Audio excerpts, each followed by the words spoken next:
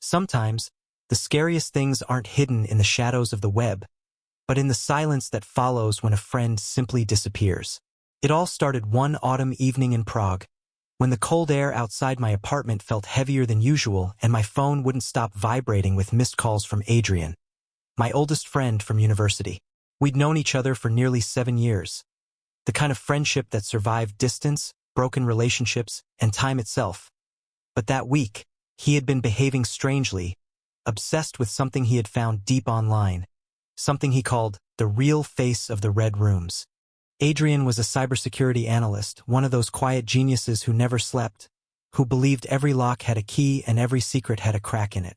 He told me in a trembling voice over a call that he'd been invited to a private stream that wasn't on any public link, hidden behind layers of encryption, accessible only through a specific set of coordinates on the Onion network.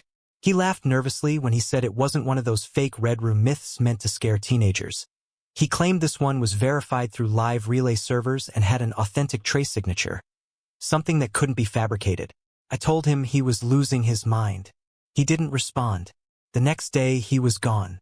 His landlord said his apartment door was locked from the inside. Lights on, laptop open, chair toppled over, and a faint smell of burnt plastic in the air. No sign of forced entry. No footprints. No Adrian. I flew from London to Prague the next morning because something about that story didn't feel like the police's usual voluntary disappearance nonsense. His laptop had been confiscated, but I still had his old backup drive that he used to sync between work. I connected it to my own computer, and buried within layers of encrypted folders was one single video file. Live_room_17, timestamped just a day before he vanished. When I clicked play, my hands went cold. It wasn't a horror video or gore clip, just a single camera feed of a dimly lit concrete room with a metal table, a single light bulb swaying above, and a masked figure sitting across the camera. On the wall behind him was a clock ticking in real time. Then the chat panel appeared on the side, full of users bidding anonymously, using currencies I'd never even heard of. The masked man said, "Session begins in 10 minutes. Subject still being transported." The word subject echoed in my head. I closed the video immediately, but curiosity is a disease you can't cure once infected. That night, I returned to it, determined to see what Adrian had gotten himself into. At exactly 3:17 a.m., the feed went live again, this time with an empty chair under the swaying bulb and a faint dragging sound in the background. A figure entered, pulling someone by the arms. The camera's focus adjusted slowly until I saw the person's face. Swollen, terrified, eyes darting around. It was Adrian. My heart froze. He was alive, but barely. He tried to speak, but the audio lagged, and the masked figure struck him across the face, forcing him to look at the camera. The chat on the right exploded with users sending commands. Make him talk. Ask for code. Do it slow. The masked man read one of the messages aloud in a muffled tone and then turned to Adrian. Tell them where you hid the link. Adrian shook his head violently, crying, whispering something that sounded like, "It's not supposed to be real." The light flickered, the feed glitched for a second, and then froze on his face, eyes wide, mouth half open, as if frozen in fear. The stream ended. The screen went black. For hours, I just sat there, staring, my mind trying to convince me that what I saw was fake, maybe part of some roleplay or psychological experiment. But deep down, I knew. Adrian had found something that was never meant to be found. I tried reporting it to the local authorities, but their tone changed the moment I mentioned the word Red Room. One officer, a man with a thick Czech accent, leaned closer and said, "You don't talk about that here. People who do, don't last." He slid a note toward me, "Leave Prague tonight." When I left the police station, I noticed a black van parked near my rental car, headlights dimmed. I walked past it, pretending not to notice, but in the reflection of a shop window, I saw the driver watching me, face expressionless, phone to his ear. I booked a last-minute ticket to Vienna that same evening. But before leaving, I made one mistake. I took Adrian's backup drive with me. Somewhere deep down, I thought if I could decrypt whatever he found, maybe I could bring him justice. I checked into a small hostel near the Danube, dim lights and creaky floors, the kind of place where no one asks for ID. That night, I plugged the drive in again. There was a new folder. It hadn't been there before. It was labeled Room 17 Archive. Inside were dozens of video thumbnails, each timestamped differently, all showing the same concrete room, different victims, different masks. My throat tightened as I clicked one. The masked figure spoke in French this time, another in German in the next. The entire operation seemed international, professional, like a corporation of cruelty.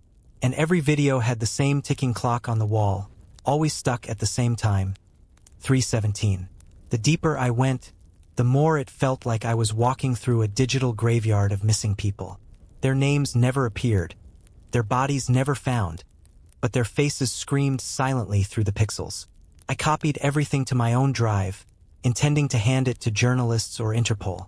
But before I could even eject the device, my laptop screen flickered, lines of code started running by themselves, and a message appeared.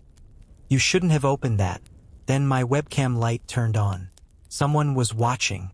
My reflection on the black screen stared back at me as I slammed the laptop shut and unplugged everything.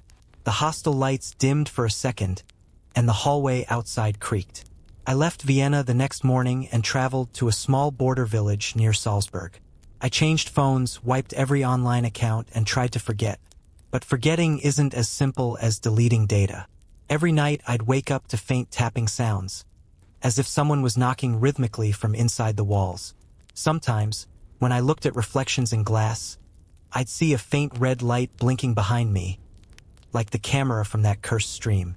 Months passed, and I forced myself to move on. But 3 weeks ago, I received a parcel with no sender address, wrapped in brown tape. Inside was a small flash drive and a piece of paper with 3 words written in Adrian's handwriting: Room 17 Lives. Against my better judgment, I inserted the flash drive into a freshly bought, offline laptop. The file inside wasn't a video this time, it was a text document. Coordinates, dates, and a new link. The first coordinate pointed to a warehouse near the outskirts of Berlin. I went there 2 nights later, pretending to be an urban explorer. The place was empty. Dust, old furniture, and a smell of rust, until I found a single metal chair bolted to the floor under a hanging light bulb. The bulb flickered once, and somewhere behind me, a projector turned on automatically, casting the same image from Adrian's red room onto the cracked wall. The clock, the table, the chair.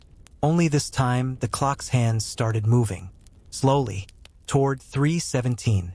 And on the projector wall, I saw a new feed appear, a live stream.